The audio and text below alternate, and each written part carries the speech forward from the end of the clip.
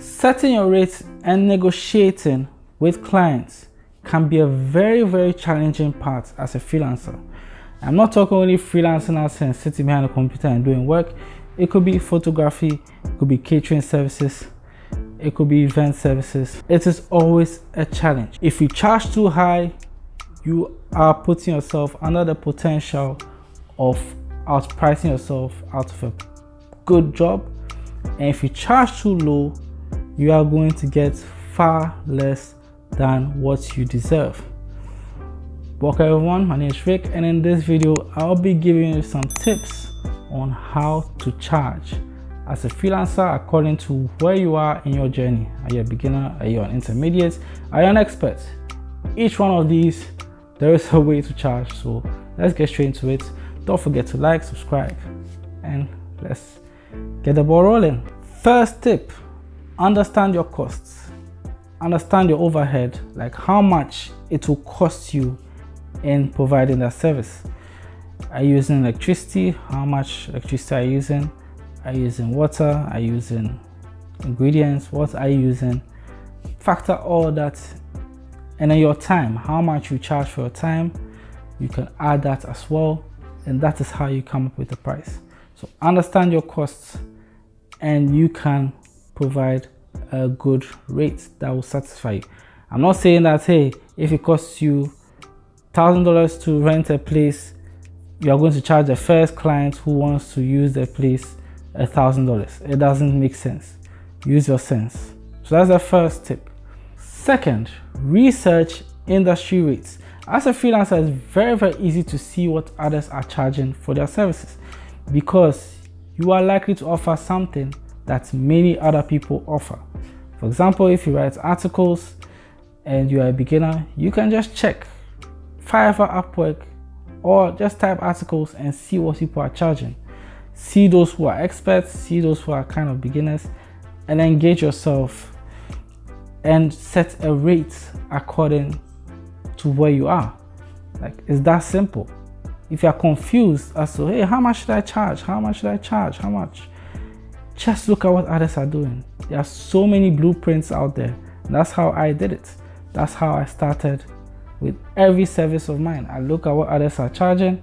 I'm like, okay, I'm not at this level yet. Let me reduce it a bit so I can get clients over this person. And when I get to that level, I can increase it.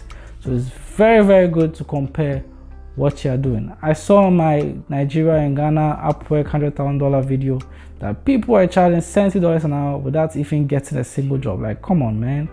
Come on, man. That's not how it is done. So let's go to the third point. Determine your value. If you feel like what you're about to give your clients is extremely valuable, don't hesitate to charge more. Do not. For example, events planners, they charge a lot because, you know, weddings, for example, are once in a lifetime, or they're supposed to be once in a lifetime. So they will charge a lot and they will do their best to give you as much value. I always say is that this world is all about value.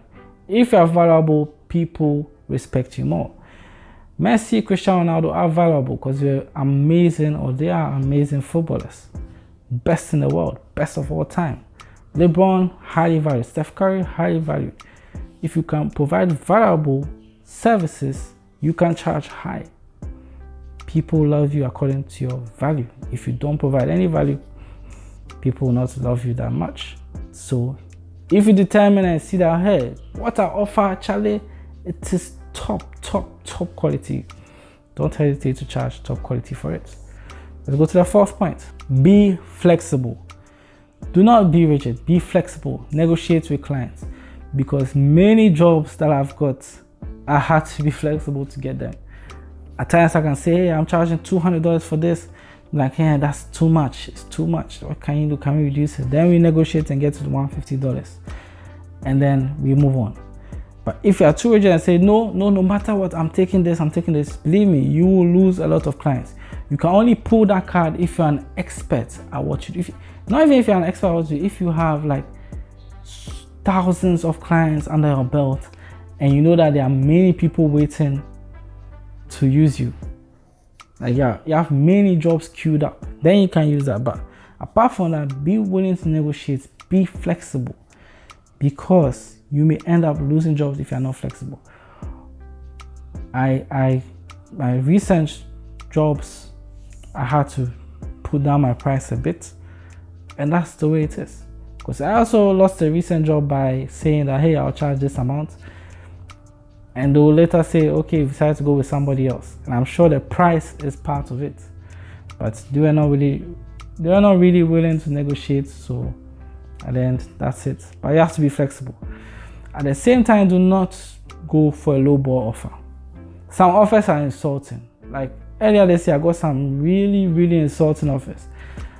I shared with a friend and she was like, she would have insulted a person. As for me, I do not insult clients like that. I'll just say, sorry, it's just not good enough for me, or it's below my rate. I always close things out on a professional manner and move on. Fifth, communicate clearly. When you're setting your prices, communicate clearly. Because sometimes clients will go to your page and they would like to know exactly how much your services are. If I get 10 of these, how much? If I get 2 of these, how much? They want to know. So in your profile, in your gig descriptions, make it clear your charges and the milestones and what will result in a higher cost, so that they do not have to come to you and ask too many questions.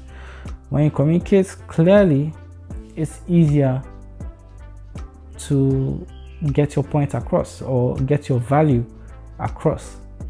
Otherwise, people think that, hey, I just overcharging. But you have to let them know that this is why I'm charging this much. I can offer you X, Y, Z.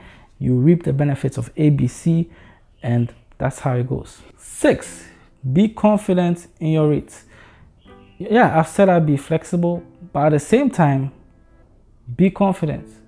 Don't be flexible to the point that if you say, oh, this drawing costs $100 because it takes a lot of my time and I've done hundreds of these drawings, and the person says, oh, I have only $20, and you go like, Charlie, I've not eaten today, oh, let me just take the $20. And no, you are not confident in your ability.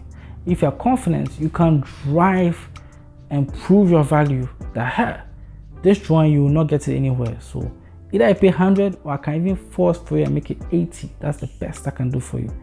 If you're confident, you will make more money. If you're not confident in your ability and confident in negotiations, you are going to lose out big time as a freelancer. So yeah. 7, be willing to walk away. Be willing to walk away. I know it's hard if you're beginning and you've never had a job before and things are hard. You rarely get clients to respond to your job proposals, but you always have to have a working point. Like you have to have a red line that you never cross. It's better to walk away than to do a job and have the client give you a poor rating because he expected $1 million job for $10. Believe me, as a freelancer, reputation is everything. It is everything. Your reviews, your testimonials, they are everything. So it's better. If you see that the rate is rubbish, please just walk away. It's disrespectful because most of these clients are very stingy. The reason why they go for freelancers is because it's much cheaper than hiring somebody full-time, paying their benefits, medical bills, insurance, and all those things. You don't have to pay as a freelancer.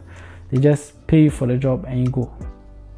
So they are already cutting enough costs. If they want to further cut costs after that, my friend, just walk away. I've walked away from many poorly structured deals in my life and I'm still alive.